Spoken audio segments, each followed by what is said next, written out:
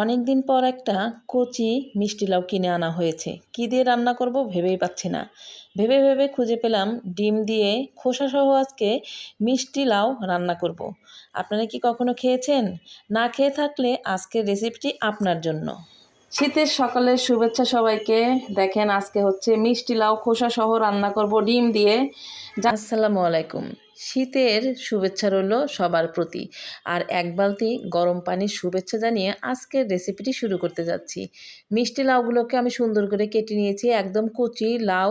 আর এই তো রান্নাটা করার আগে আমি একটু বারান্দায় এসে দাঁড়াচ্ছিলাম যে কী অবস্থা বারান্দার, প্রচুর কুয়াশা এবং অনেক ঠান্ডা। তাতে আর রান্না করতে ইচ্ছে করছিল না। তারপরেও খেতে তো হবে, রান্নাও করতে হবে। কোন কোন জেলায় কী অবস্থা সবাই কিন্তু একটু কমেন্টে বলে যাবেন। আর আমি এই তো রান্না করে নিয়েছি, একপাশে ডিমও সিদ্ধ করে নিয়েছি।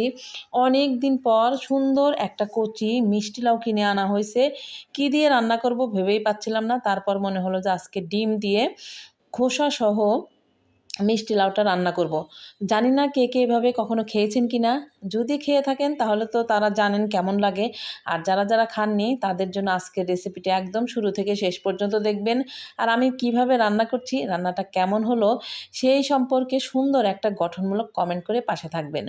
প্রথমে সরিষার তেল দিয়েছি, কাঁচামরিচ, পেঁয়াজ, তেজপাতা, তারপর পেঁয়াজটা একটু ভাজা ভাজা হয়ে গেলে জিরা ফোড়ন দিয়েছি। তারপর অল্প অল্প করে মশলা দিয়ে দিব। সবসময় যে বেশি মশলা দিয়ে রান্না করলে ভালো হয় তা কিন্তু না।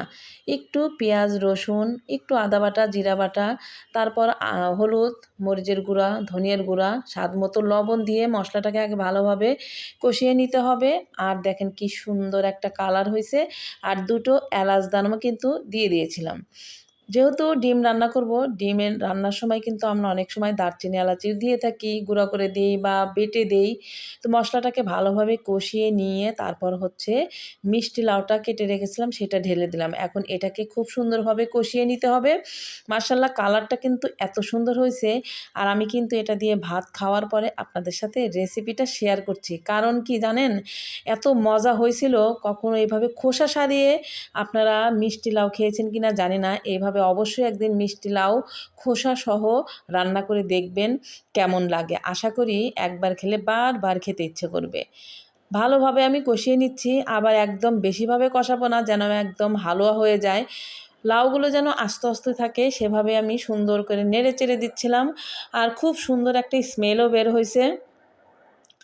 তো আবারও একটু পানি দিয়ে নিলাম। আপনারা চাইলে গরম পানিও দিতে পারেন। আমি একদম নরমাল পানি দিয়ে দিয়েছি।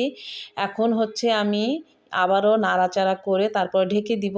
তারপর হচ্ছে আমাদের সিরাজগঞ্জে সেই বিখ্যাত একটা মশলা আছে যেটাকে বলে হচ্ছে ভাজনা বাটা। সেই ভাজনা বাটাটা আমাদের মোটামুটি সবসময় ফ্রিজে আমরা বক্সে রেখে দিই। তো এই মশলা বাটাটা দিলে ঘ্রাণটা আরও মানে এতই টেস্ট হবে এটা দেওয়ার কারণে, সেটা আর কি বলবো। তো এই রেসিপিটা আসলে কার কার কাছে ভালো লাগতেছে শেষ পর্যন্ত অবশ্যই কিন্তু সবাই কমেন্ট করে যাবেন। তারপর আমি ডিমগুলো দিয়ে দিলাম আর মশলা ওই যে ফ্রিজ থেকে বের করে রেখেছি এটা আমি দিয়ে দিলাম। জালে জালে কিন্তু ওটা একদম ঝোলের সাথে মিশে গেছে।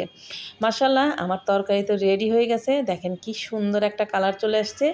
আর লাউগুলো গলে কিন্তু একদম নরম হয়ে গিয়েছে, ভেঙেও যায়নি। তো আজকে এই পর্যন্তই। আল্লাহ হাফেজ। ভালো লাগলে অবশ্যই লাইক, কমেন্ট, শেয়ার করে পাশে থাকবেন। দেখা হবে নতুন কোনো রেসিপিতে। ততক্ষণে আপনারাও ভালো থাকবেন, আমাদের জন্য দোয়া করবেন। খোদা হাফেজ।